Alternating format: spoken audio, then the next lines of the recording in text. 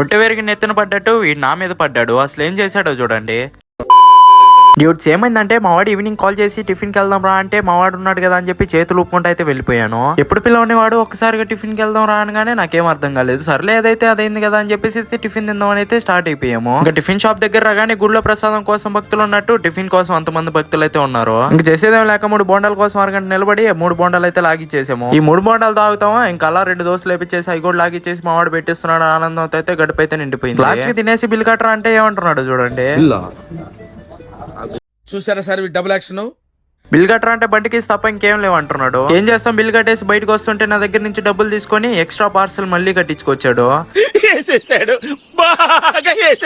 మీ gang లో కూడా ఇలాంటి ఫ్రెండ్స్ ఉంటే వాళ్ళ నేమ్ అయితే కింద అయితే కమెంట్ చేసేయండి. టిఫిన్ పార్సల్ నన్ను పట్టుకోమని చెప్పి చేతికిచ్చి ఇంటికి వెళ్ళిన తర్వాత నన్ను ఇంటికి జాగ్రత్తగా వెళ్ళమని చెప్పి లోపలికి వెళ్ళిపోయాడు. అసలు స్కెచ్ ఇదే. మా వాడిని నమ్ముకొని ఇంకా టిఫిన్ షాప్ కాదు కదా ఇంకెక్కడికి వెళ్ళకూడదని అయితే ఫిక్స్ అయిపోయాను. అలా జరిగింది మొత్తానికి ఈ రోజు. మీరు వెళ్తూ లైక్ కొట్టేసి ఇన్స్టాలో ఫాలో అయిపోండి, యూట్యూబ్ లో సబ్స్క్రైబ్ చేసుకోండి. ఉంటా మరి.